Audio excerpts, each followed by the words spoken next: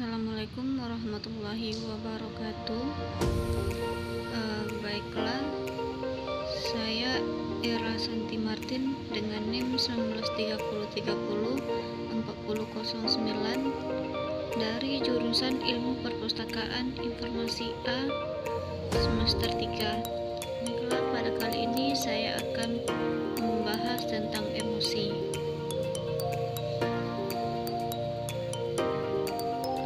Definisi emosi.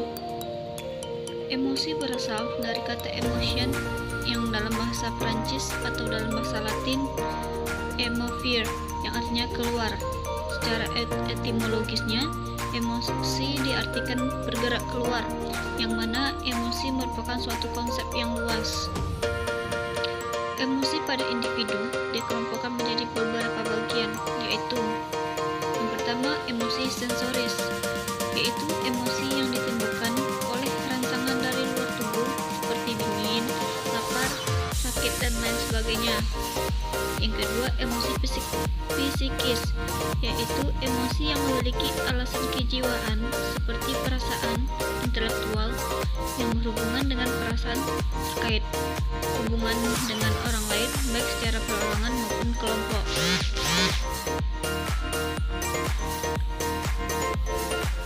Selanjutnya, pengertian emosi menurut para ahli.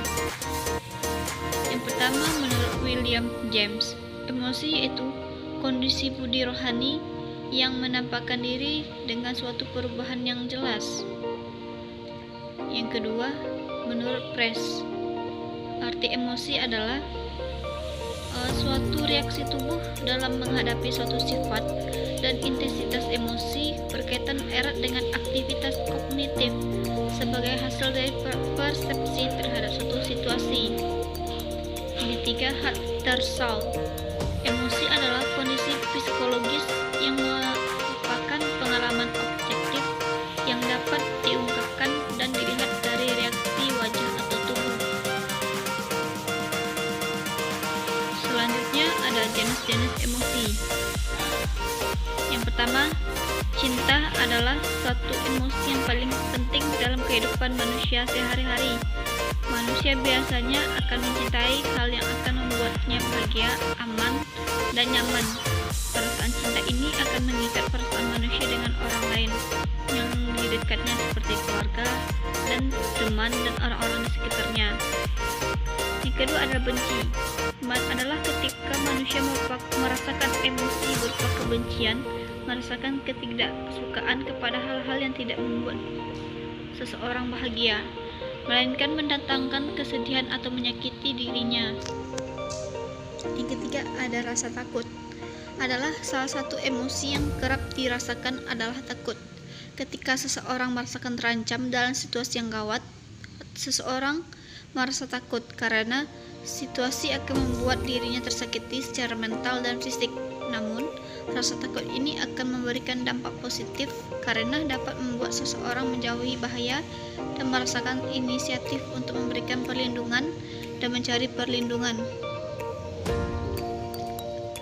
Selanjutnya, yang keempat adalah marah, yaitu ketika suatu kehendak atau harapan seseorang terhadap suatu hal yang tidak terpenuhi karena ada hambatan tertentu, maka bisa saja emosi alami yang dialami muncul adalah rasa marah.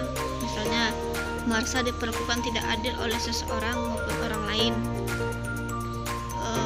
Bila tidak dikendalikan, rasa marah ini bisa merusak diri sendiri dan orang lain. Yang kelima, malu. Perasaan ini akan timbul ketika seseorang merasa lelah, telah melakukan suatu perbuatan tercela atau mempertaruhkan harga dirinya. 6. Dengki. Emosi yang dimiliki orang banyak, hanya kadarnya berbeda-beda. Setiap orang membedakannya adalah kemampuan untuk mengelola perasaan negatif berupa dengki di dalam dirinya. Selanjutnya, kiat-kiat mengatasi emosi. Yang pertama, meditasi, yaitu membantu setiap orang belajar untuk duduk sekaligus mengakui, sekaligus menintrospeksi kesalahan diri untuk mengenali pikiran yang muncul, menerima dan membiarkannya pergi tanpa kesal dan menghakimi diri sendiri.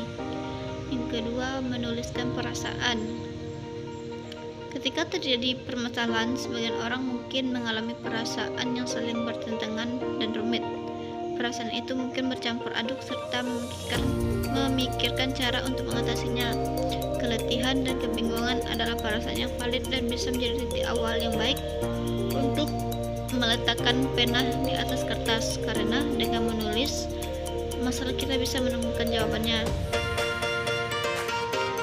Dikarenakan kerja olah pikiran menuangkannya di atas kertas. Berpikir positif, yaitu bahwa masalah yang terjadi maupun yang sedang dihadapi pasti ada sebab dan akibatnya. Maka dari itu, kita lebih dahulu berpositif thinking dan bisa menempati diri dalam masalah tersebut dan menyelesaikannya.